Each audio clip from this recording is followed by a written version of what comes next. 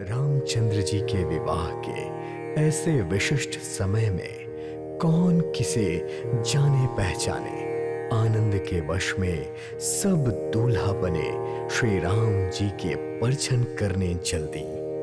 मनोहर गान हो रहा था, मधुर मधुर नगाड़े बज रहे थे, देवता फूल बरसा रहे थे। बहुत अच्छी शोभा थी।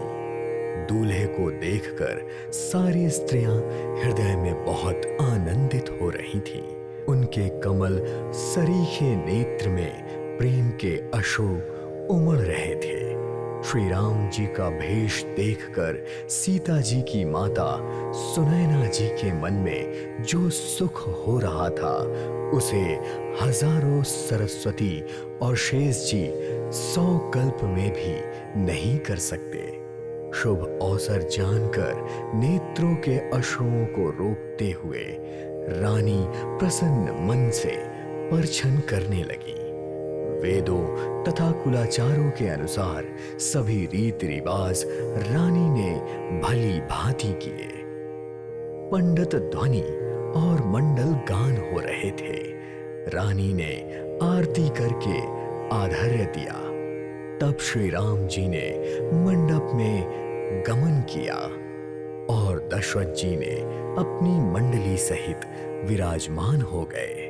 उनके वैभव को देखकर लोकपाल भी लजा गए।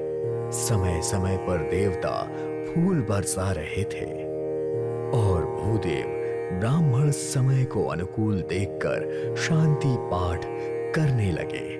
आकाश और गगन में शोर मच रहा था। अपने हो या पराए, कोई किसी की कुछ भी नहीं सुन रहा था। इस प्रकार श्री राम जी मंडप में आए और आधार्य देकर आसन पर बैठाए गए और आरती कर रही स्त्रियां दूल्हे को देखकर सुख पा रही थीं। वे ढेर के ढेर मणि, वस्त्र और गहने न्योछावर करके मंगल गीत गा रही थीं। ब्रह्मा आदि श्रेष्ठ देवता ब्राह्मण का वेश बनाकर कौतुक देख रहे थे। वे रघुकुल के कमल श्री रामचंद्र जी की छवि देखकर अपना जीवन सफल मान रहे थे। नाई, भाट और नट श्री रामचंद्र जी से न्योछावर पाकर आनंदित हो रहे थे और सिर नवाकर उन्हें आशीष दे रहे थे। उनके हृदय में हर्ष समाये नहीं समा रहा था।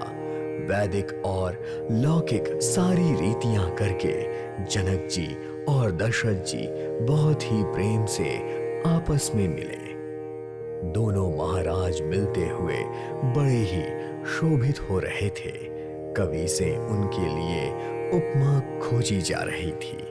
जब उन्हें कहीं भी उपमा नहीं मिली, तब उन्होंने हार कर यह उपमा निश्चित की कि इनके समान समाधियों का मिलाप और परस्पर संबंध देखकर देवता अनुरुक्त हो गए और फूल बरसाकर उनका यश गाने लगे। जब से ब्रह्मा जी ने जगत को उत्पन्न किया, तब से हमने बहुत विवाह देखे सुने, परंतु सब प्रकार से समान और पूर्ण बराबरी के समधी तो आज ही देखे।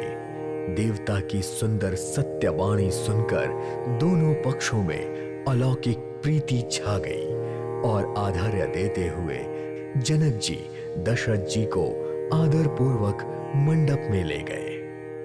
मंडप की विचित्र रचना और सुंदरता को देखकर मुनियों के मन भी मोहित हो गए। जनक जी ने अपने हाथों से ला लाकर सबके लिए सिंहासन रखे। उन्होंने अपने कुल के ईश देवता के समान वशिष्ठ जी की पूजा की और विनय करके आशीर्वाद प्राप्त किया। विश्वामित्र जी की पूजा करते समय की परम प्रीति की रीत तो कहते ही नहीं बनती। राजा ने समस्त ऋषियों की प्रसन्न मन से पूजा की, सभी को दिव्य आसन दिया और सबसे आशीर्वाद प्राप्त किया। फिर उन्होंने कौशलाधीश राजा दशरथ जी को महादेव के समान मानकर उनकी पूजा की और उनसे संबंध होने से अपने भाग्य और वैभव के विस्तार की सराहना की। फिर हाथ जोड़कर उनसे विनती की। राजा जनक जी ने सब बारातियों का समधी दशरथ जी के समान ही आदर पूर्वक पूजन किया और हर किसी को उचित आसन दिया। राजा जनक ने दान, मान, सम्मान, विनय और उत्तम वाणी से सारी बारात का सम्मान किया। ब्रह्मा, विष्णु, शिव और सूर्य जो श्री रघुनाथ जी का प्रभाव जानते थे, वे कपट से ब्राह्मणों का सुंदर वेश बनाए बहुत सुख पाते हुए सब लीला देख रहे थे।